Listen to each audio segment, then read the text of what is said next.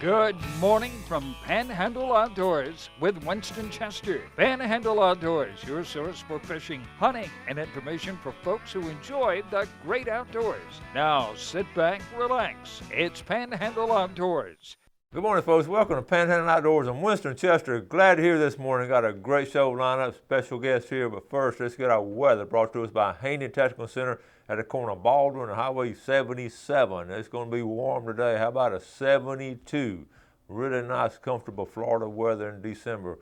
Low now, here's the key. Low's only going to get down to 59 or 60. So we got that little warming trend, got a little bit of south wind coming in. Water temperature yesterday was 66. It bumped back up 1 degree, 67. But that's what we were talking about. The 5 degrees it dropped in those 8 days was a pretty fast drop. So it's got to adjust to that a little bit. Let's take a look at our river readings brought to us by Watson's Landing Marina and Dry Storage, Apalachicola, Bluntstown. Really looking good at a 6.2. It's just nice and level right there. And then we're looking at a Choctawhatchee at Caryville. It's at a 6.1. Both rivers are identical, and both of them doing about the same, about level off a little bit, and really looking good for some nice weekend fishing on both river systems. Tide chart brought to us by Kent Forest Lawn Funeral Home and Cemetery. Their motto is when carrying counts. And they're located right here on 23rd Street. The tide, we're looking at a low tide at 6:36 this morning and a high tide at 8:38 tonight. As you can see, really strong tides, good 2-foot tides, and a lot of movement coming on. The marine forecast, like I was saying, the south wind be coming. They're calling for about 5 to 10, which is about normal, and that's going to be bringing in some a little bit of warm air. And everything's looking good, shaping up for a really good weekend to be outdoors. So let's take our break. We'll be right back with our guest.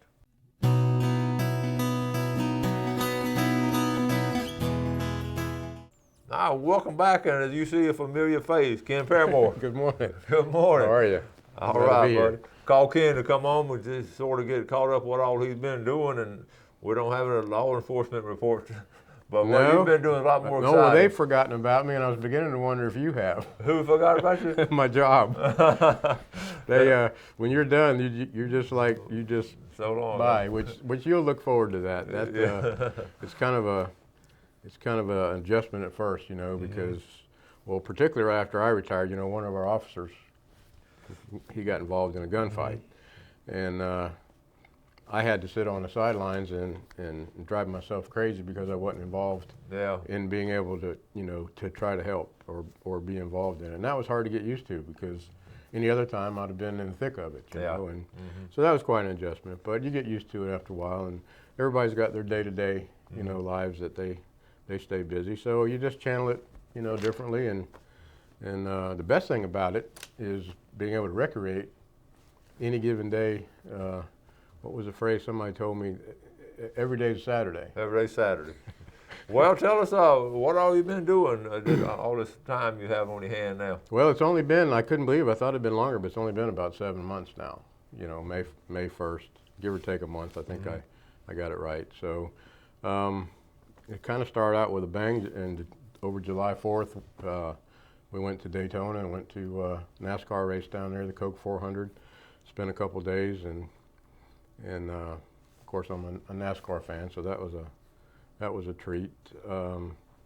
Went to Jacksonville 4 different occasions and saw some concerts. Saw Luke Bryan, Tim McGraw, The Who, believe it or not. It was The Who's 50th tour, so that was kind of cool because when we were coming up, The Who was a big one. So that was fun. We saw a couple concerts here at downtown. We just spent about 6 days in the mountains during the fall leaf change, and went to Cage Cove and went around various towns and cities up there and bounced around for almost a week, not quite a week. That's cool. My son got married, my oldest son, so it wasn't a whole lot of work on my part, but at least it was something that I did. Went to South Florida a couple trips, got relatives down around Jupiter and Palm Beach County, and went to a wedding and birthdays down there. So you've been a busy man. And then, of course, June 1st snapper season opened. So I was trying to juggle another passion, which was snapper fishing, in between, you know, we had weather days, and snapper fishing was good though. I'm gonna show a snapper picture. I think this one right here. Tell us about this snapper picture right here. This is a buddy of mine from when I lived in South Florida, and he was a sheriff's deputy down there. And he came up after the snapper season opened, and he'd never caught a red snapper in his life. And he was out of Fort Myers, and down there you've got to run, I don't know how many miles just to catch, you know, big grouper and stuff. Anyway, he came up and visited, and I took him, and that picture is with him and his very first red snapper. First red snapper. So that was kind of cool. That's cool. All right, there's other. That one was a trip here. I got an invite to go on a Bay Point tournament. They had a snapper tournament out of Bay Point. It was an invitational deal with the people that are in and around Bay Point and keep boats there. So I got invited to go, and I caught that fish. Cool. But we fished in the tournament. Didn't do overly well in it, but we did have, you know, everybody caught fish, so it was just a matter of catching a big bunch of, you know, big fish. And anyway, that was the biggest one I caught last summer, which it was pretty good size. So. So that was June. You did some red snapper fishing in June. Yeah, we fished. You know, of course, the federal waters are only open 10 or 11 days or whatever it was, and I went Labor Day weekend, and we were gone some. So it just, you know, you just have to juggle your time. So you've been busy. Yeah, and it's been fun to be able to do that. Well, hunting season, or Thanksgiving, you get doing hunting anything, or you've been able to? I went. Of course, it was hot. Yeah. You know, and I don't like hunting in hot weather. I did a few days during crossbow, went through the motions, saw some deer, but I didn't take any deer yet. And I did hunt 1 or 2 mornings during Thanksgiving. This time of year, I like to hunt the rut, and I like it when it's cold. So I can take it or leave it right now. I mean, I'll go and sit, but I just like hunting those bucks when they're moving, and you know. So that time is still coming for here. All right. All right, let's take a quick break. We'll be right back with Ken.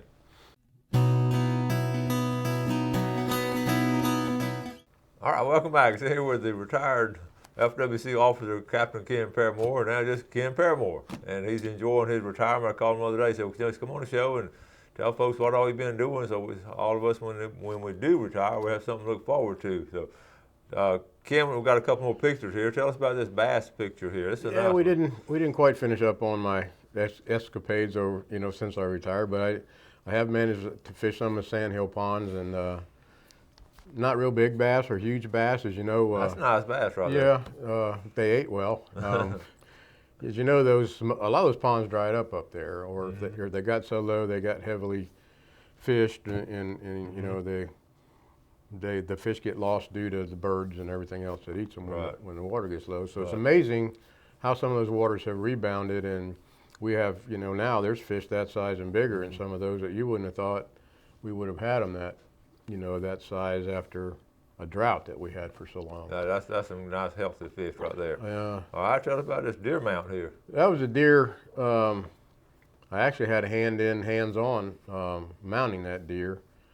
We'll talk about that after a bit, but I actually went to and with the taxidermist. I had that deer in the freezer since 2008, and I finally, after retiring, have time now to pursue something that I've wanted to do for a long time, which is taxidermy. And so he and I, we put that deer together. So now it's on my wall at home. So that was kind of a fun project. Now, where did that deer come from? North of Highway 20. No kidding. Wow. That's the Sandhills buck. Actually, he's in the Florida Buck Registry, and he scored 120. Wow, that's cool. So, then, of course, everybody knows about my turkey hunting passion, and that was in April before the season closed. Actually, that turkey was taken the last day of the season. I went all season long, and the very last morning, thanks to a couple of buddies of mine that were with me and were, I guess, a whole lot better calling than I was able to get that turkey on the last day. So that wound up turkey season the last day of the season, which was a Sunday morning. That's cool. So, you know, from April till now, it's just a juggling act of, not to mention what you have to do at home. Yeah. You know, there's a ton of projects at home. All those honeydews, I've already got a list of them. I've redone the inside of the house, the painting, fixing to remodel the kitchen. Okay. So there's plenty to do. Okay. And the National Wild Turkey Federation, I know you and Stan got it going here, and we got some stuff going Well, with it. yeah, not to mention that was another project. Yeah. We were kind of approached about starting a chapter, and we did. We got together with we have a committee of a bunch of local guys here, not to mention myself and Stan, who are the chapter officers, if you will. And we put together a Bay County Longbeards, which is the name of our NWTF chapter. And we had a banquet, as most know. I think we were on before we did the banquet in late August. And we were kind of skeptical and didn't know how it was going to come out that time of year. But believe it or not, we fed over 175 people that night. We raised a little over $33,000 for NWTF.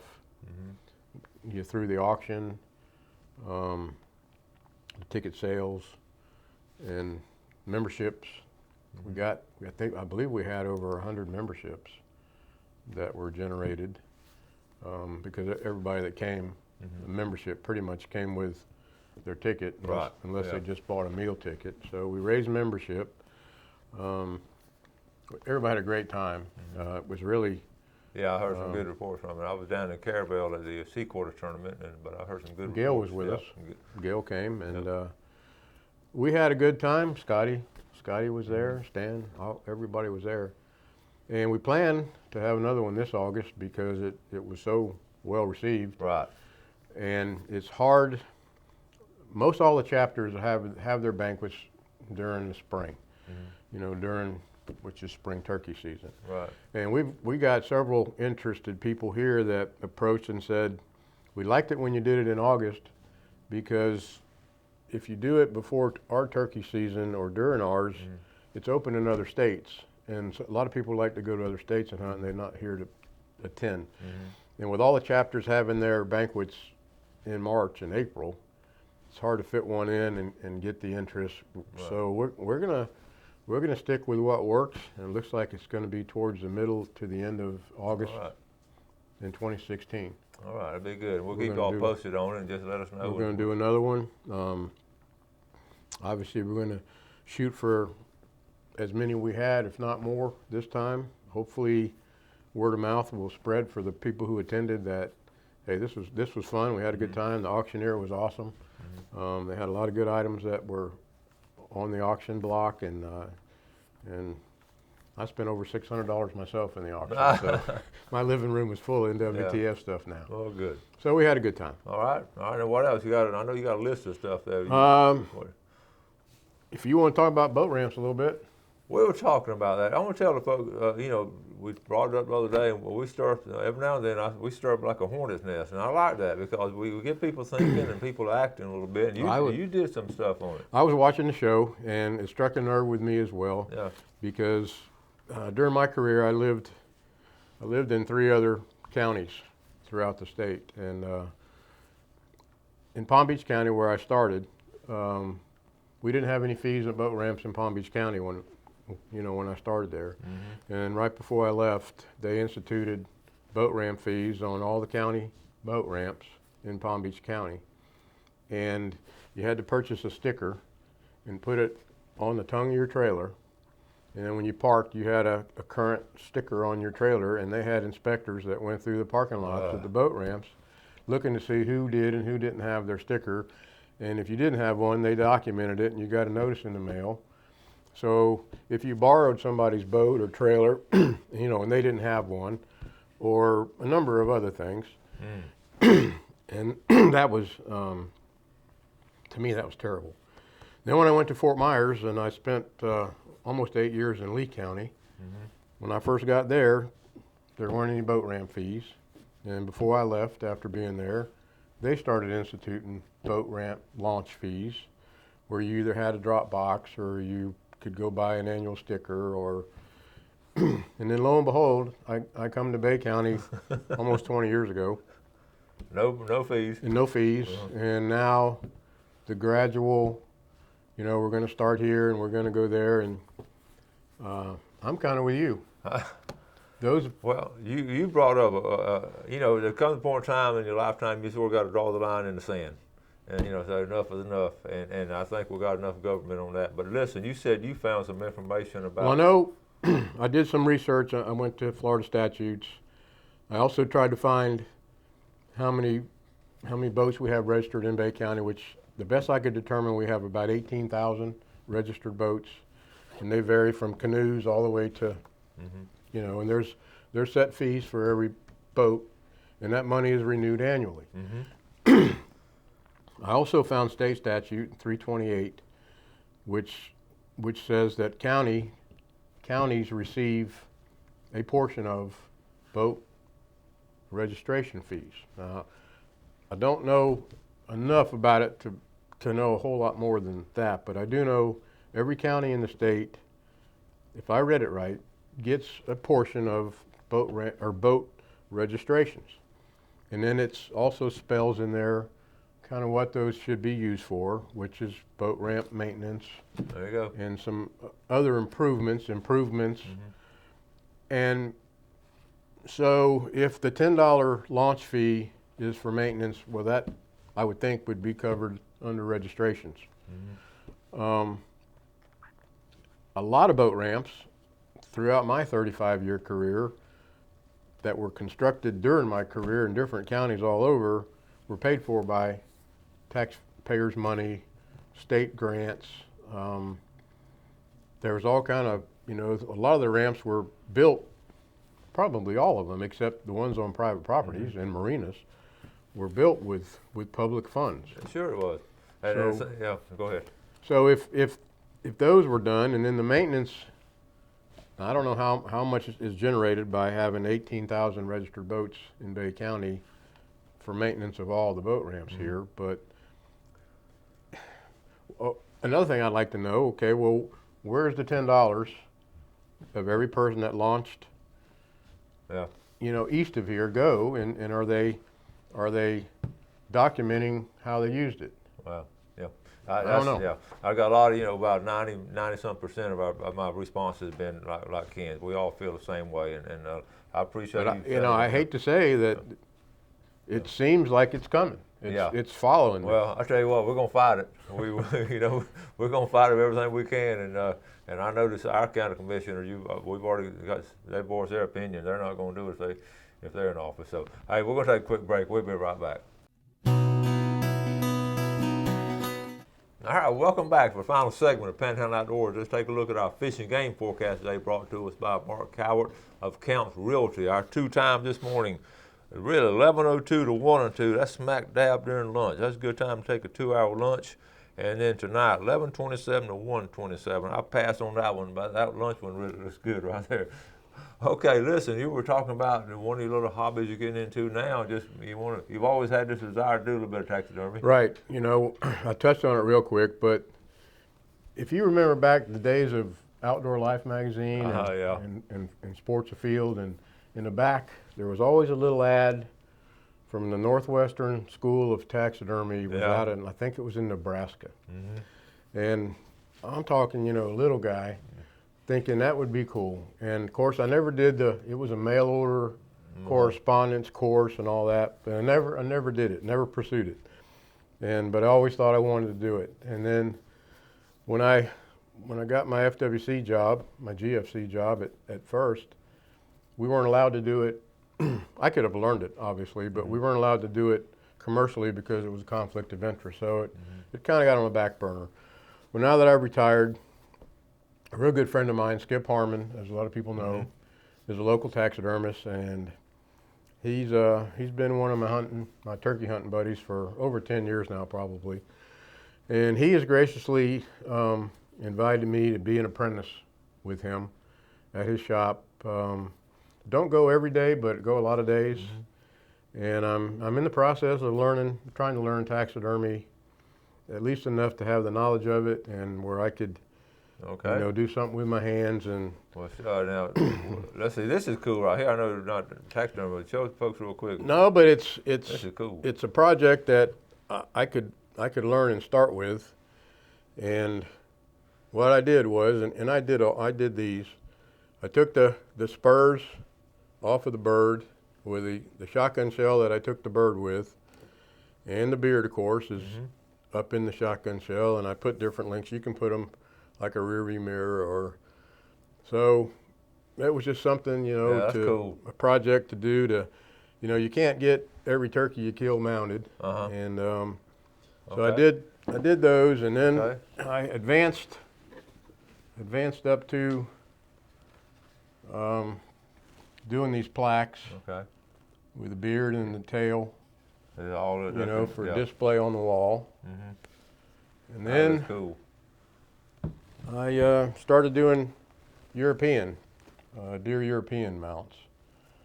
So that's good. That's good and clean, and that's a good way. They're real popular now. They're popular. They're relatively cheaper. Yeah. You can't mount every deer that you kill. I mean, you can if you have the wall space and the money. But these are kind of projects to kind of learn some things that I could do right away. Yeah. Because well, that's really cool, Ken. You sound like you've had a full plate since you've retired. That's why I wanted to get you to come on, just catch up with you, and we just tickled to see you doing all the things. And what a great little hobby now, and you got a good start on it. Yeah, it's and like I say, I can't thank Skip enough. And now I'm learning to do shoulder mounts. Cool. Whitetail shoulder mounts. Okay, well, you have to come on again in another month or two and maybe I'll have one. See what else is going on. Thank you so much, buddy. Thank you. Enjoyed it. All right. Thank you, folks, for watching. You do something good for your fellow man today. Have a great day. God bless. Thanks for joining us for Panhandle Outdoors with Winston Chester. Panhandle Outdoors features hunting, fishing, and other activities and information to help you enjoy the great outdoors. Join us next time for Panhandle Outdoors.